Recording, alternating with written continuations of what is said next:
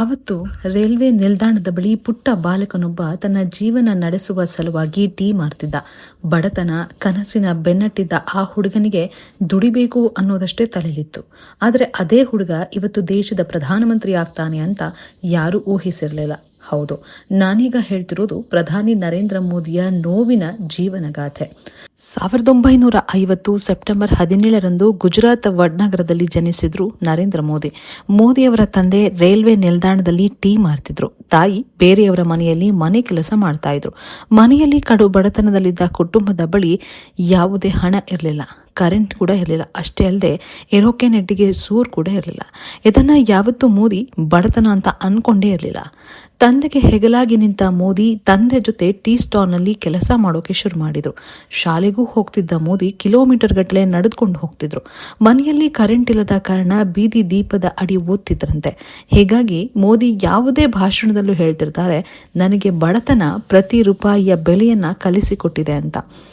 ಶಾಲೆಯಲ್ಲಿದ್ದಾಗಲೇ ಸ್ವಾತಂತ್ರ್ಯ ಹೋರಾಟಗಾರರ ಬಗೆಗಿನ ಆಸಕ್ತಿ ಬೆಳೆಸ್ಕೊಂಡಿದ್ದ ನರೇಂದ್ರ ಮೋದಿ ಅವರ ರೀತಿ ಆಕ್ಟ್ ಕೂಡ ಮಾಡ್ತಿದ್ರಂತೆ.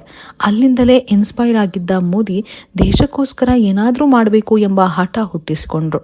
ಒಂದು ಸಾಮಾನ್ಯ ಬದುಕನ್ನ ಈತ ಬದುಕಬಹುದು ಅಂದ್ಕೊಂಡಿದ್ದ ಜನರ ಆಲೋಚನೆಯನ್ನೇ ಬದಲಿಸಿದ್ರು ಮೋದಿ.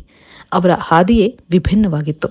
ಒಂದಿನ ಬೆಳ್ಳಂಬೆಳಗ್ಗೆ ಯಾರಿಗೂ ಹೇಳದೆ ತನ್ನ ದೇಶಕ್ಕಾಗಿ ಏನಾದರೂ ಮಾಡಬೇಕು ಅಂತ ಮೋದಿ ಮನೆ ಬಿಟ್ಟು ಬಂದಿದ್ರಂತೆ. ಮನೆಯಿಂದ ಹೊರ ಬರ್ತಿದ್ದಂತೆ RSS ಸೇರಿಕೊಂಡ ಮೋದಿ ನಾಯಕತ್ವ ಬೆಳೆಸ್ಕೊಂಡ್ರು. ದೇಶದ ಬಗೆಗಿನ ಒಲವನ್ನ ಹೆಚ್ಚಿಸಿಕೊಂಡ್ರು. ನಿಧಾನವಾಗಿ ರಾಜಕೀಯದ ಅಖಾಡಕ್ಕೆ ಧುಮುಕಿದ್ರು.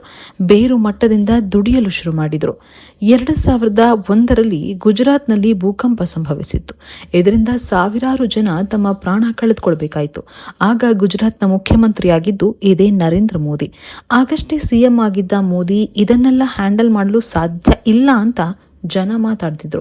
ಆದರೆ ಅದನ್ನ ಸುಳ್ಳು ಮಾಡಿದ ಮೋದಿ ಪ್ರತಿ ಮನೆಯನ್ನ ಪುನರ್ ನಿರ್ಮಾಣ ಮಾಡಿಕೊಟ್ರು. ಬೆಳಕಿಲ್ಲದ ಮನೆಗೆ ಬೆಳಕಾದ್ರು. ಜನರಿಗೆ ಭರವಸೆಯನ್ನ ನೀಡಿದ್ರು. 2014ರಲ್ಲಿ ಭಾರತದ ಜನರಿಗೆ ಒಂದು ಪ್ರಾಮಿಸ್ ಮಾಡಿದ್ದ ಮೋದಿ ನವ ಭಾರತ, ಅವಕಾಶ, ಡಿಗ್ನಿಟಿ ಎಲ್ಲವನ್ನ ನೀಡುವ ಭರವಸೆ ನೀಡಿದ್ರು.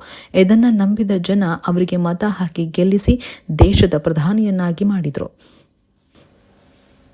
2019ರಲ್ಲಿ ಮತ್ತೆ ಅವರನ್ನ ಗೆಲ್ಲಿಸಿದ ಜನ ಪ್ರಧಾನಿ ಹುದ್ದೆ ನೀಡಿದರು. ಪ್ರಧಾನಿ ಆದ ನಂತರ ಮತ್ತಷ್ಟು ಜವಾಬ್ದಾರಿ ಅವರ ಹೆಗಲೇರಿತು. ಹೀಗಾಗಿ ಕೆಲ ಬೋಲ್ಡ್ ಡಿಸಿಷನ್ ತೆಗೆದುಕೊಂಡ ಮೋದಿಯ ನಡೆಯನ್ನ ಹಲವು ಜನ ಅವಮಾನಿಸಿದ್ರು. ಆದರೆ ಇದ್ಯಾವುದಕ್ಕೂ ತಲೆ ಕೆಡಿಸಿಕೊಳ್ಳದ ಮೋದಿ, ನಾನಿಲ್ಲಿ ಎಲ್ಲರನ್ನ ಪ್ಲೀಸ್ ಮಾಡಲು ಬಂದಿಲ್ಲ, ಬದಲಾಗಿ ದೇಶ ಸೇವೆ ಮಾಡಲು ಬಂದಿದ್ದೇನೆ ಅಂತ ತಮ್ಮ ಕೆಲಸ ಮಾಡ್ತಿದ್ರು. ಸ್ವಚ್ಛ ಭಾರತದ ಮೂಲಕ ಪ್ರತಿ ಹಳ್ಳಿಯಲ್ಲಿ ಟಾಯ್ಲೆಟ್ ನಿರ್ಮಾಣ ಮಾಡಿ ಜನರ ಘನತೆಯನ್ನ ಎತ್ತಿ ಹಿಡಿದ್ರು. ಜನಧನ ಯೋಜನೆ ಮೂಲಕ ಬಡವರು ಕೂಡ ಬ್ಯಾಂಕ್ ಅಕೌಂಟ್ ತೆರೆಯಲು ಸಹಾಯ ಮಾಡಿದ್ರು. ಡಿಜಿಟಲ್ ಇಂಡಿಯಾಗೆ ಒತ್ತು ನೀಡಿದ್ದ ಮೋದಿ ಪ್ರತಿ ಹಳ್ಳಿಯಲ್ಲೂ ಟೆಕ್ನಾಲಜಿ ತರಲು ಮುಂದಾದ್ರು. ಆರ್ಟಿಕಲ್ 370 ರದ್ದುಗೊಳಿಸಿ ಜಮ್ಮು ಕಾಶ್ಮೀರದ ಪರಿಸ್ಥಿತಿಯನ್ನೇ ಬದಲಾಯಿಸಿದ್ರು. ಉಜ್ವಲ ಯೋಜನೆ ಮೂಲಕ ಬಡ ಜನರಿಗೆ ಗ್ಯಾಸ್ ಸಿಗುವಂತೆ ನೋಡಿಕೊಂಡ್ರು. ನವ ರಸ್ತೆ, ರೈಲು ನಿಲ್ದಾಣಗಳನ್ನು ನಿರ್ಮಾಣ ಮಾಡಿದ ಹೆಗ್ಗಳಿಕೆ ಮೋದಿ ಅವರದ್ದು. ಇದೇ ಕಾರಣಕ್ಕೆ 2025ರಲ್ಲಿ ಭಾರತದ ಜನ ಅವರನ್ನ ಮತ್ತೆ ಪ್ರಧಾನಿಯನ್ನಾಗಿಸಿದ್ರು. 3 ಬಾರಿ ಸತತ ಹ್ಯಾಟ್ರಿಕ್ ಪ್ರಧಾನಿಯಾದ 2ನೇ ನಾಯಕ ಮೋದಿ ಅವರಾಗಿದ್ದಾರೆ. ನಾನು ರಾಜನ ಮಗನಲ್ಲ, ಬದಲಿಗೆ ನಾನೊಬ್ಬ ಬಡವನ ಮಗ ಎಂದು ನೆನಪಿಸಿಕೊಳ್ಳುವ ಮೋದಿ ಸೂರ್ಯ ಉದಯಿಸುವ ಮೊದಲೇ ಕೆಲಸ ಶುರು ಮಾಡ್ತಾರೆ. ಬಡ ಮಕ್ಕಳ ನಗುವಿನಲ್ಲಿ ತನ್ನ ನಗುವನ್ನ ಕಾಣುವ ಮೋದಿ ದೇಶಕ್ಕಾಗಿ ಇನ್ನೂ ಸೇವೆ ಸಲ್ಲಿಸುತ್ತಿದ್ದಾರೆ. ಇದು ಕೇವಲ ಮೋದಿಯ ಜೀವನಗಾಥೆ ಅಲ್ಲ, ಒಬ್ಬ ಟೀ ಮಾರುವ ಪುಟ್ಟ ಹುಡುಗ 1.4 ಬಿಲಿಯನ್ ಜನರ ಧ್ವನಿಯಾದ ಯಶೋಗಾಥೆ. ಒಂದು ನೋವು ಹೇಗೆ ಸಾಧಿಸುವ ಛಲ ಹುಟ್ಟಿಸುತ್ತೆ ಅನ್ನೋದನ್ನ ಮೋದಿ ನಿರೂಪಿಸಿದ್ದಾರೆ. ಪ್ರತಿ ಅಂಧಕಾರಕ್ಕೂ ಬೆಳಕಿರುತ್ತೆ ಅನ್ನೋದನ್ನ ನಾವೆಲ್ಲರೂ ಅರಿತಾಗ ನಮ್ಮ ನೋವು ಸಾಧನೆಯಾಗಿ ಹೊರಹೊಮ್ಮುತ್ತೆ. ಈ ರೀತಿಯ ಅನೇಕ ಇಂಟ್ರೆಸ್ಟಿಂಗ್ ಸ್ಟೋರಿಯನ್ನು ನಾನು ನಿಮಗೆ ಹೇಳ್ತಾ ಹೋಗ್ತೀನಿ. ಅಲ್ಲಿವರೆಗೂ ನನ್ನ ಯೂಟ್ಯೂಬ್ ಚಾನಲ್ ಸಬ್ಸ್ಕ್ರೈಬ್ ಮಾಡಿಲ್ಲ ಅಂದರೆ ಮಾಡಿ, ಲೈಕ್ ಮಾಡಿ, ಶೇರ್ ಮಾಡಿ. Thank you so much.